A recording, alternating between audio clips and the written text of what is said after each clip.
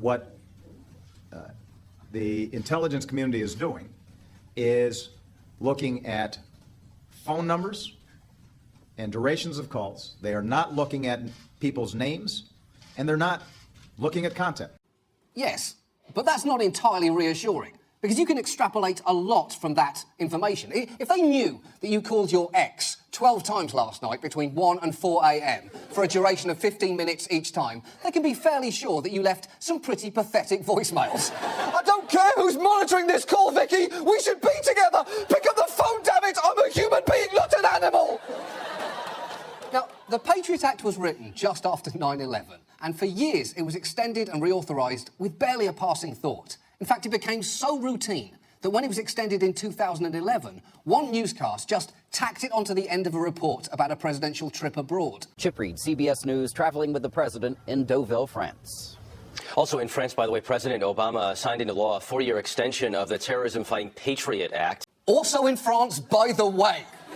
By the way, he threw that in like a mother telling her grown daughter that her childhood pet just died. Oh, nice talking to you, sweetie. Also, by the way, Mr. Peppers is dead. See you at Christmas. Bang.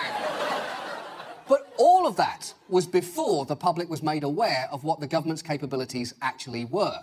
Because that all ended in June of 2013. Edward Snowden has just taken responsibility for one of the biggest government leaks in U.S. history. We learned that the government has the capacity to track virtually every American phone call and to scoop up impossibly vast quantities of data across the internet. Revelations that the NSA eavesdropped on world leaders. If you've ever been to the Bahamas, the NSA could have recorded your phone calls and stored them for up to a month. Yet all that information was exposed by Edward Snowden, and it is still kind of incredible that a 29-year-old contractor was able to steal top-secret documents from an organisation that literally has the word security in its name. Clearly that was not great for them, because the only place where it should be that easy for employees in their 20s to steal is a lids store. Dude, you sure I should take this? Relax, dude, it's a Miami Marlins cap. We're not exactly selling Fabergé eggs here. It is still unclear exactly how many documents Edward Snowden stole, although he has consistently tried to reassure people that he put them in good hands. Honestly, I don't want to be the person making decisions on what should be public and what shouldn't, which is why, rather than publishing these on my own or putting them out openly, I'm running them through journalists. Now, that sounds great, but of course it's not a fail-safe plan, as was proven when the New York Times published this slide, but did such a sloppy job of blocking out redacted information that some people were able to read the information behind that black bar, which concerned how the US was monitoring Al-Qaeda in Mosul, a group now known as ISIS. So essentially, a national security secret was leaked because no one at the Times knows how to use Microsoft Paint. And look, you can think that Snowden did the wrong thing or did it in the wrong way, but the fact is, we have this information now, and we no longer get the luxury of pleading ignorance. It's like you can't go to SeaWorld and pretend that Shamu's happy anymore, when we now know at least half the water in her tank is whale tears. We know that now. You can't unknow that information. So you have to bear that in mind. But here's the thing. It's now 2 years later, and it seems like we've kind of forgotten to have a debate over the content of what Snowden leaked. A recent Pew report found that nearly half of Americans say they're not very concerned or not at all concerned about government surveillance, which is fine if that's an informed opinion. But I'm not sure that it is, because we actually sent a camera crew to Times Square to ask some random passers-by who Edward Snowden was and what he did. And these are the responses that we got. I have no idea who Edward Snowden is. I have no idea who Edward Snowden is. I've heard the name. I just can't think right now exactly what it is. Edward Snowden. No, I do not. Just for the record, that wasn't cherry-picking. That was entirely reflective of everyone we spoke to. Although, to be fair, some people did remember his name. They just couldn't remember why. He sold some information to people. He revealed some information that shouldn't have been revealed. I think from what I remember is the information that he shared was detrimental to our military secrets and keeping our soldiers and our country safe. They can leak documents about the U.S. Army's operations in Iraq. Edward Snowden revealed a bunch of secrets, I guess, or information into WikiLeaks. Edward Snowden leaked. He's in charge of WikiLeaks. Edward Snowden revealed a lot of documents through WikiLeaks. OK, so here's the thing. Edward Snowden is not the WikiLeaks guy. The WikiLeaks guy is Julian Assange, and you do not want to be confused with him. partly because he was far less careful than Snowden in what he released and how, and partly because he resembles a sandwich bag full of biscuit dough wearing a Stevie Nicks wig. And that is critical. Julian Assange is not a likeable man. Even Benedict Cumberbatch could not make him likeable. He's uncumberbatchable. That was supposed to be physically impossible. But I don't blame people for being confused. We've been looking at this story for the last 2 weeks, and it is hard to get your head around. Not just because there are so many complicated programs to keep track of, but also because there are no easy answers here. We all naturally want perfect privacy and perfect safety. But those two things cannot coexist. It's like how you can't have a badass pet falcon and an adorable pet vole named Herbert. Either you have to lose one of them, which obviously you don't want to do, or you have to accept some reasonable restrictions on both of them. Now, to be fair, the NSA will argue that just because they can do something doesn't mean they do it, and that there are restrictions on their operations, such as the FISA court, which must approve requests for foreign surveillance. But in 34 years, that court has approved over 35,000 applications and only rejected 12. Yes, much like Robert Durst's second wife, the FISA court is alarmingly accepting. Listen, Robert, I'm not going to ask you too many questions. I'm just going to give you the benefit of a doubt that you clearly don't deserve. At least tell him to blink and burp less. The burping might be the most troubling thing about that show. So maybe it is time for us to talk about where the limits should be. And the best place to start would be Section 215. Not just because it's the easiest to understand, but because there is widespread agreement it needs to be reformed. From the President to Ted Cruz to both the ACLU and the NRA to even the guy who wrote the thing in the first place. I was the principal author of the Patriot Act. I can say that without qualification. Congress never did intend to allow bulk collections when it passed Section 215. And no fair reading of the text would allow for this program. Think about that. He was the author. That's the legislative equivalent of Lewis Carroll seeing the teacups ride at Disneyland and saying, this has to be reined in. No fair reading of my text would allow for this ride. You've turned my perfectly nice tale of psychedelic pedophilia into a garish vomitorium. This is not what I wanted. And even the NSA has said that the number of terror plots in the US that the Section 215 telephone records programs has disrupted is 1. And it's worth noting that one particular plot involved a cab driver in San Diego who gave $8,500 to a terror group. And that is the shittiest terrorist plot I've ever seen, other than the plot of A Good Day to Die Hard. But here's the big problem here.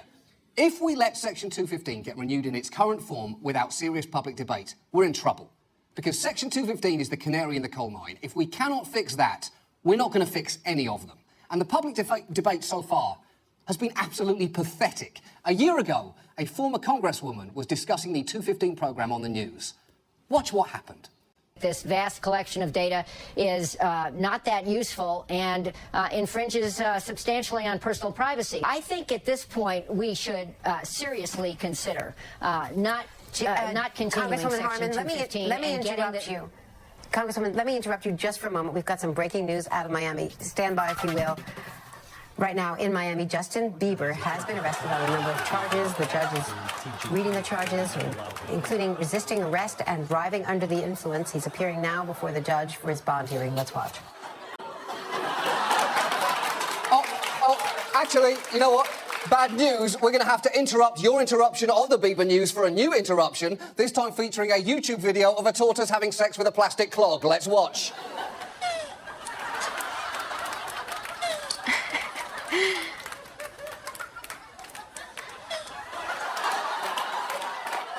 That is essentially the current tone of this vitally important debate.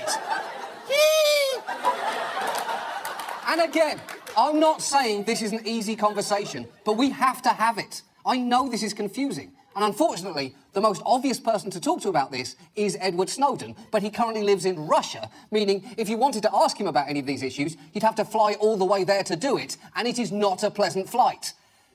And the reason I know that is that last week I went to Russia to speak to Edward Snowden, and this is what happened. Because my argument is, why would he, when you think about it? I've got 2,000 rubles that says he doesn't make it without understanding how much that is.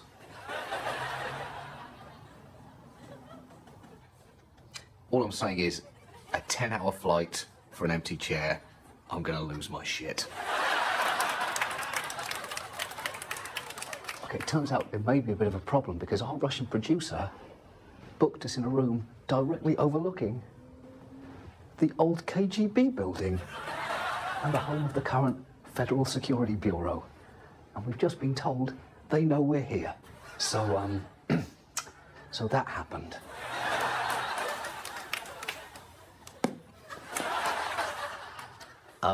Just if the Russian KGB is listening, ring the fire alarm if he's not coming. Oh, shit.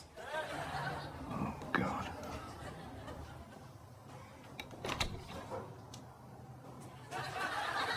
So sorry for the delay. Holy shit! He actually came. Edward Snowden, the most famous hero and/or traitor in recent American history. And I started with a question designed to test his loyalties. How much do you miss America? You know, my country is something that travels with me. You know, it's not just a geography. Well, that's already a way too complicated answer. The answer is, I miss it a lot. It's the greatest country in the world. I do miss my country. I do miss my home. I do miss my family. Do you miss Hot Pockets? Yes. I miss Hot Pockets very much. Okay, the entire state of Florida.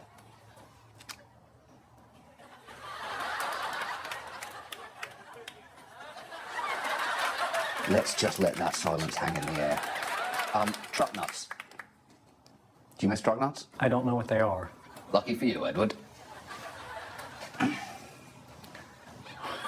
Not just truck nuts, Stars and Stripes truck nuts. That is 2 balls of liberty in a freedom sack. You really thought ahead. Well, at least one of us did. You know, because of the quandary, the Kafkaesque nightmare that you're in. Okay, let's dive in. Why did you do this? The NSA has the greatest surveillance capabilities that we've ever seen in history. Now, what they will argue is that they don't use this for nefarious purposes against American citizens. In some ways, that's true. But the real problem is that they're using these capabilities to make us vulnerable to them and then saying, while I have a gun pointed at your head, I'm not going to pull the trigger. Trust me. So, what's the NSA you want look like? Because you applied for a job at the NSA. Right. So you clearly see an inherent value in that shadowy organization.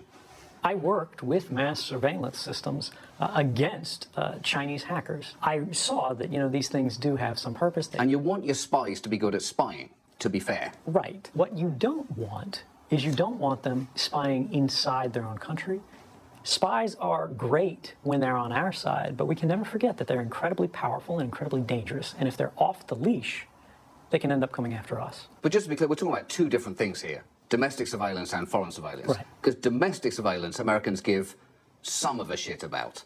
Foreign surveillance, they don't give any remote shit about. Well, the second question is, when we talk about foreign surveillance, are we applying it in ways that are beneficial? No one cares. In terms of the no one cost? cares. They don't give a shit. We spied on UNICEF, the children's fund. Sure. We spied on lawyers negotiating... What was UNICEF doing? I mean, that's the question there, isn't it? The question is, are these programs valuable? Are we going to be safer when we're spying on UNICEF and lawyers who are talking about the price of shrimp and clove cigarettes? I don't think people say that's good. I think they'll say, I definitely don't care. Americans do not give a shit. I think you're right. About foreign surveillance. What some people do care about is whether Snowden considered the adverse consequences of leaking so much information at once. How many of those documents have you actually read? I've evaluated all of the documents that are in the archive. You've read every single one? Well, I do understand what I turned over. But there's a difference between understanding what's in the documents and reading what's in the documents. I recognize the concern. Right, because when you're handing over thousands of NSA documents, the last thing you want to do is read them. I think it's fair to be concerned about, did this person do enough? Were they careful enough? Especially when you're handling material like we know you're handling? Well, in my defense, I'm not handling anything anymore. That's been passed to the journalists, and they're using extraordinary security measures to make sure that this is reported in the most responsible way. But those are journalists with a lower technical skill set than you. That's true, but they do understand, just like you and I do, just how important it is to get this right. So the New York Times took a slide, didn't redact it properly, and in the end, it was possible for people to see that something was being used in Mosul on Al-Qaeda. That is a problem. Well, that's a f***up.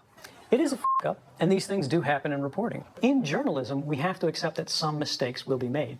This is a fundamental concept of liberty. Right, but you have to own that then. You're giving documents with information you know could be harmful, which could get out there. Yes. If people act in bad faith. You're not even talking about bad faith, you're talking about incompetence. We are, but you will never be completely free from risk if you're free. The only time you can be free from risk is when you're in prison. While the risks were significant, Snowden himself has made it clear he feels the rewards have been worth it. You said in your letter to Brazil, I was motivated by a belief that the citizens of the world deserve to understand the system in which they live. My greatest fear was that no one would listen to my warning. Never have I been so glad to have been so wrong. How did that feel?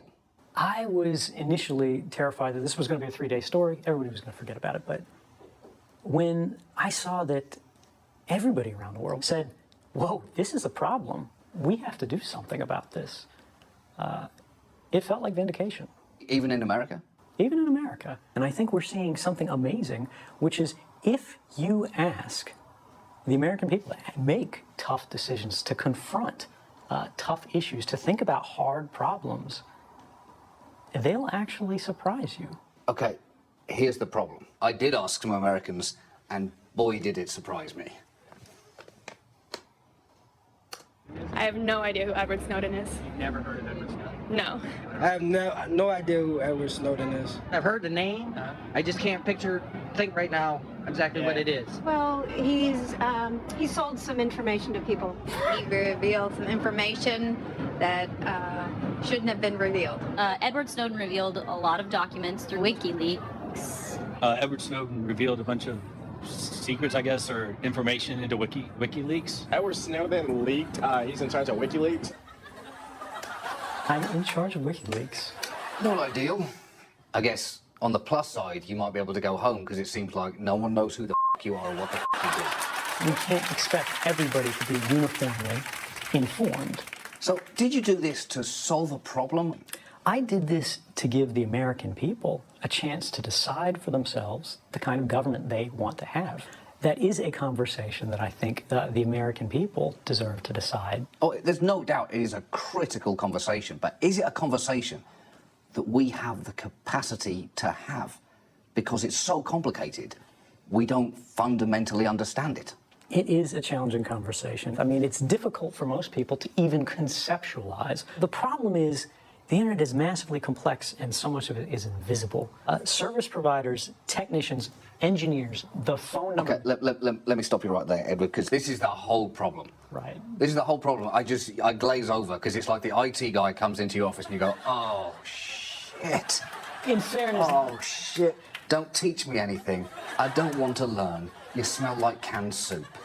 It's a real challenge to figure out how do we communicate things that require sort of years and years of technical understanding and compress that into seconds of speech. So I'm sympathetic to the problem there. But the thing is, everything you did only matters if we have this conversation properly. So let me help you out there. You mentioned in an interview that the NSA was passing around naked photos of people.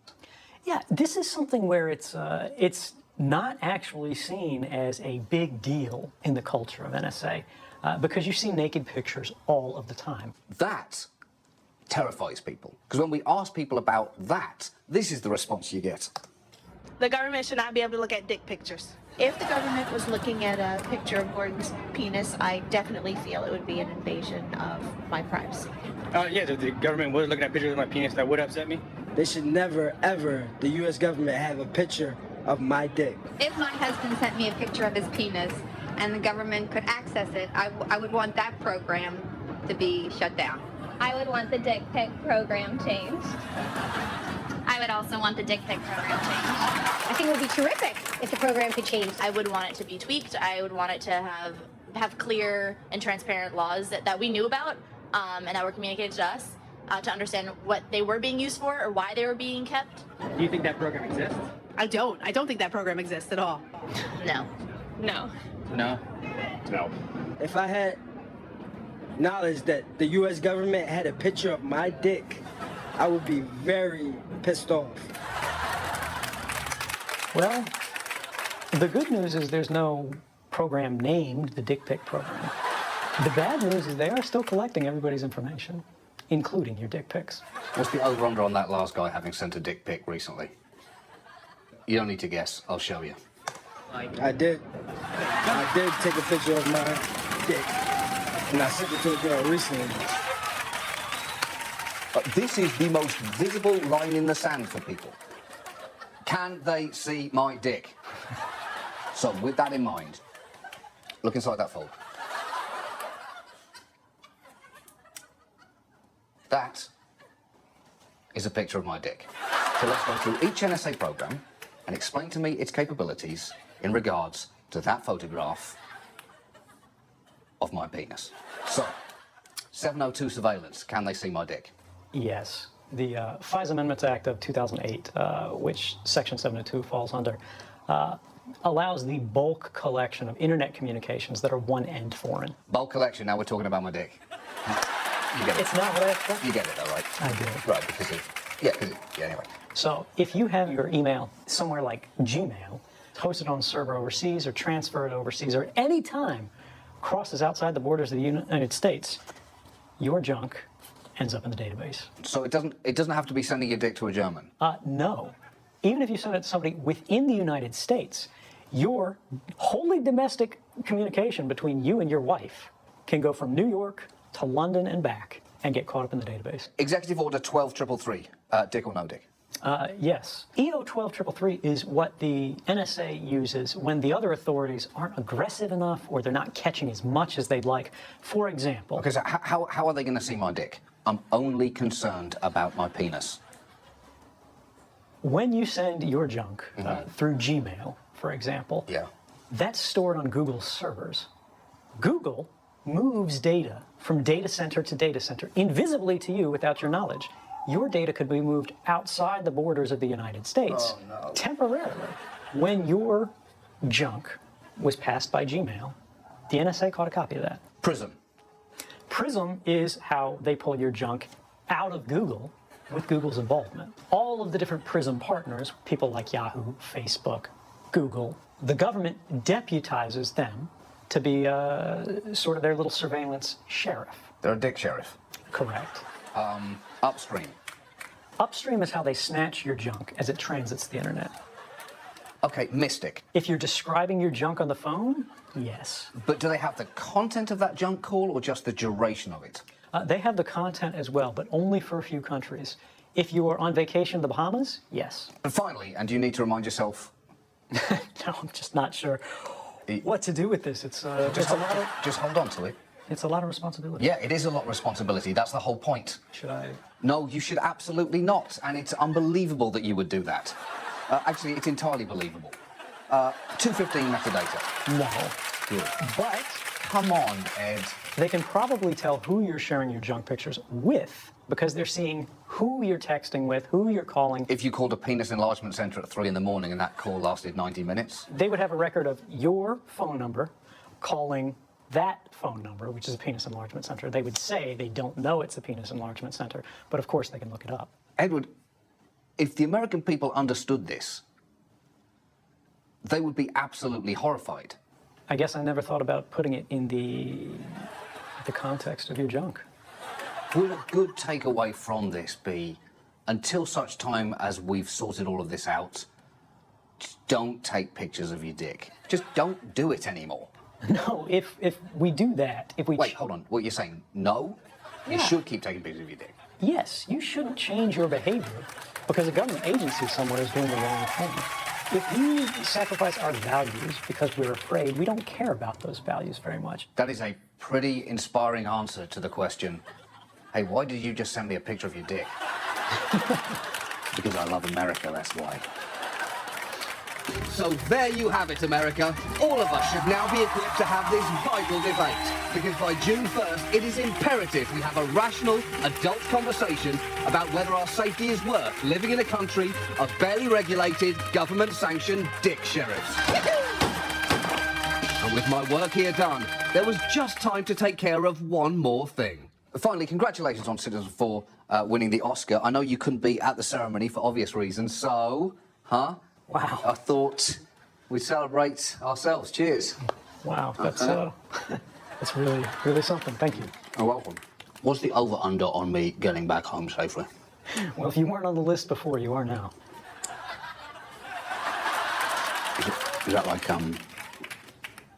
is that like a joke, or is that actually possible? No, it's a real thing. You're associated now.